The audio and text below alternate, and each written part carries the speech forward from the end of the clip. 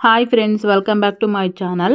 ಇವತ್ತಿನ ರೆಸಿಪಿಯಲ್ಲಿ ಒಂದು ಆರೋಗ್ಯಕರವಾದ ರಾಗಿ ರೊಟ್ಟಿ ಅಂದರೆ ತುಂಬ ಮೃದುವಾಗಿ ಮತ್ತು ಚಪಾತಿ ಥರ ಪರ್ಫೆಕ್ಟಾಗಿ ಯಾವ ರೀತಿ ಮಾಡೋದಂತಂದೇಳಿ ಇವತ್ತಿನ ಈ ವಿಡಿಯೋದಲ್ಲಿ ತೋರಿಸ್ಕೊಡ್ತಾ ಇದ್ದೀನಿ. ಡಯಾಬಿಟಿಸ್ ಇರೋರು ಅಥವಾ ರಾಗಿ ಮುದ್ದೆ ತಿನ್ನೋಕ್ಕಾಗಲ್ಲ ಅನ್ನೋರು ಈ ಥರ ರಾಗಿ ರೊಟ್ಟಿ ಮಾಡ್ಕೊಂಡು ತಿನ್ಬೋದು, ತುಂಬಾ ಚೆನ್ನಾಗಿರುತ್ತೆ. ಸೊ ಹಾಗಾದರೆ ಇದನ್ನು ಹೇಗೆ ಮಾಡೋದು ಅಂತಂದೇಳಿ ಒಂದು ಸಲ ಚೆಕ್ ಮಾಡೋಣ.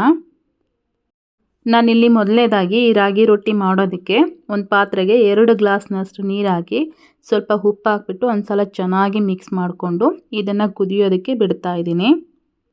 ನಾವಿಲ್ಲಿ ಈ ರಾಗಿ ರೊಟ್ಟಿ ಮಾಡೋದಕ್ಕೆ ಯಾವ ಗ್ಲಾಸಲ್ಲಿ ಎಷ್ಟು ನೀರು ತೊಗೊಂಡಿರ್ತೀವೋ ಅದೇ ಅಳತೆಗೆ ಅದೇ ಗ್ಲಾಸ್ ಅಷ್ಟೇ ಹಿಟ್ಟನ್ನು ತೊಗೋಬೇಕಾಗತ್ತೆ. ನೋಡ್ತಾ ಇದ್ದೀರಲ್ವ, ನಾನು 2 ಗ್ಲಾಸ್ ನೀರಿಗೆ 2 ಗ್ಲಾಸ್ನಷ್ಟು ಹಿಟ್ಟನ್ನು ತೊಗೊಂಡಿದ್ದೀನಿ. ಈಗ ನೀರು ಚೆನ್ನಾಗಿ ಕುದೀತಾ ಇದೆ. ಈಗ ಹಿಟ್ಟು ಹಾಕ್ಬಿಟ್ಟು ಇದನ್ನು ನಾನು ಒಂದು 3 ರಿಂದ 4 ನಿಮಿಷ ಮೀಡಿಯಮ್ ಫ್ಲೇಮಲ್ಲಿಟ್ಟು ಇದನ್ನು ಕುದಿಯೋದಕ್ಕೆ ಬಿಡ್ತಾ ಇದ್ದೀನಿ. ಒಂದು ವೇಳೆ ನಿಮಗೆ ಇಲ್ಲಿ ಹಿಟ್ಟು ಜಾಸ್ತಿ ಆಯಿತು ಅಂದರೆ ಗಟ್ಟಿ ಆಯಿತು ಅಂತ ಅನಿಸಿದರೆ ನಿಮಗೆ ಬಿಸಿ ನೀರಿರುತ್ತಲ್ವ ಅದನ್ನು ಒಂದು ಗ್ಲಾಸಲ್ಲಿ ಎತ್ತಿಟ್ಕೊಳ್ಳಿ, ಆಮೇಲೆ ಬೇಕಾದರೆ ಮಿಕ್ಸ್ ಮಾಡ್ಕೋಬೋದು. ತಣ್ಣೀರು ಹಾಕಿ ಮಿಕ್ಸ್ ಮಾಡೋದ್ರಿಂದ ಹಿಟ್ಟು ಹದ ಕೆಟ್ಟೋಗ್ಬಿಡುತ್ತೆ. ನೋಡ್ತಾ ಇದ್ದೀರಲ್ವ, ಚೆನ್ನಾಗಿ ಕುದೀತಾ ಇದೆ.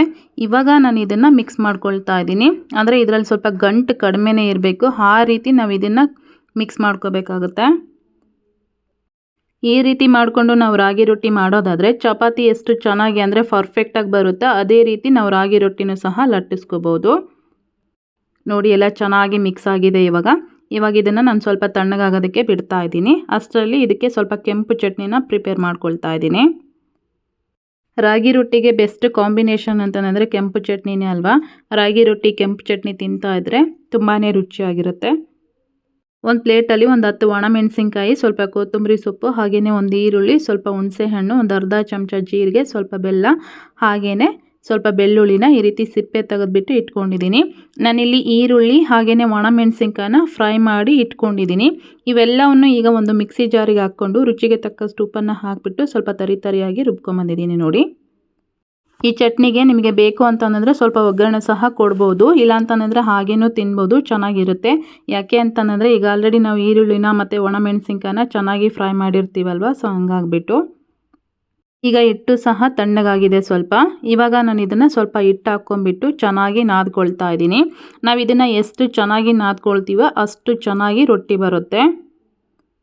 ನಾವು ಈ ರೀತಿ ರಾಗಿ ಹಿಟ್ಟನ್ನ ಕಲಿಸ್ಬೇಕಾದ್ರೆ ಅಂದರೆ ನಾದಬೇಕಾದ್ರೆ ಅದು ಸ್ವಲ್ಪ ಕೈಗೆ ಅಂಟಬಾರ್ದು, ಹಾಗೆಯೇ ಬಿರುಕು ಬಿಡಬಾರ್ದು, ಆ ರೀತಿಯಾಗಿ ನಾವು ಮಿಕ್ಸ್ ಮಾಡ್ಕೋಬೇಕು. ನಿಮಗೇನಾದರೂ ಇಲ್ಲಿ ರಾಗಿ ಹಿಟ್ಟು ಸ್ವಲ್ಪ ಗಟ್ಟಿ ಅಂತ ಅನಿಸಿದರೆ ನೀವು ಬಿಸಿನೀರು ಎತ್ತಿಟ್ಕೊಂಡಿರ್ತೀರಲ್ವ ಅದನ್ನು ಸ್ವಲ್ಪನೇ ಹಾಕಿಬಿಟ್ಟು ನೀವು ಮಿಕ್ಸ್ ಮಾಡಿಕೊಂಡು ನಾದ್ಕೋಬೋದು. ಇವಾಗ ಇದನ್ನು ನಾನು ಮೀಡಿಯಮಾಗಿ ಉಂಡೆಗಳನ್ನ ಮಾಡ್ಕೊಂಬಿಟ್ಟು ಚಪಾತಿನ ಯಾವ ರೀತಿ ಲಟ್ಟಿಸ್ತೀವೋ ಅದೇ ರೀತಿಯೇ ಲಟ್ಟಿಸ್ಕೊಳ್ತಾ ಇದ್ದೀನಿ. ಇದನ್ನು ನಾವು ತುಂಬ ದಪ್ಪ ಮಾಡೋದು ಬೇಡ, ಹಾಗೆಯೇ ತುಂಬ ತೆಳುವಾಗಿ ಮಾಡೋದು ಬೇಡ. ರೊಟ್ಟಿ ಬಂದುಬಿಟ್ಟು ಸ್ವಲ್ಪ ಸ್ಮೂತಾಗಿ ಇರಬೇಕು ಅಂತಂದರೆ ಮೀಡಿಯಮಾಗಿ ಮಾಡ್ಕೋಬೇಕಾಗುತ್ತೆ. ನೋಡ್ತಾ ಇದ್ದೀರಲ್ವ, ಈ ಅಳತೆಗೆ ನಾನು ರೊಟ್ಟಿನ ಪ್ರಿಪೇರ್ ಮಾಡ್ಕೊಂಡಿದ್ದೀನಿ. ಈಗ ಆಲ್ರೆಡಿ ನಾನು ಒಲೆ ಮೇಲೆ ತವಾನು ಸಮೇತ ಬಿಸಿ ಆಗೋದಕ್ಕೆ ಇಟ್ಟಿದ್ದೀನಿ, ಅದು ಸಹ ಬಿಸಿ ಆಗಿದೆ.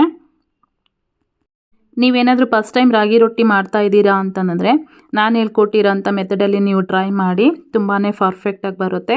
ನೋಡ್ತಾ ಇದ್ದೀರಲ್ವ, ಎಲ್ಲ ರೊಟ್ಟಿನೂ ನಾನು ಅದೇ ಥರ ಲಟ್ಟಿಸ್ಕೊಂಡು ಇಟ್ಕೊಂಡಿದ್ದೀನಿ. ಎಲ್ಲೂ ಸಹ ಸ್ವಲ್ಪನೂ ಸೀಳ್ಕೊಂಡಿಲ್ಲ. ಚಪಾತಿ ಯಾವ ರೀತಿ ಬಂದಿದೆಯೋ ಅದೇ ರೀತಿ ಬಂದಿದೆ. ಹೆಂಚು ಸಹ ಬಿಸಿಯಾಗಿದೆ. ರಾಗಿ ರೊಟ್ಟಿನ ಹಾಕ್ಕೊಂಡಿದ್ದೀನಿ ನಾನು. ನಾವು ರೊಟ್ಟಿ ಮಾಡಬೇಕಾದ್ರೆ ಕೆಳಗಡೆ ಭಾಗ ಏನಿರುತ್ತಲ್ವ ಅದಕ್ಕೆ ಸ್ವಲ್ಪ ಹಿಟ್ಟು ಜಾಸ್ತಿ ಹಾಕ್ಕೊಂಡಿರ್ತೀವಲ್ವ ಅದನ್ನು ಮೇಲ್ಗಡೆ ಬರೋ ಥರ ನಾವು ರೊಟ್ಟಿನ ಹೆಂಚು ಮೇಲೆ ಹಾಕಬೇಕು.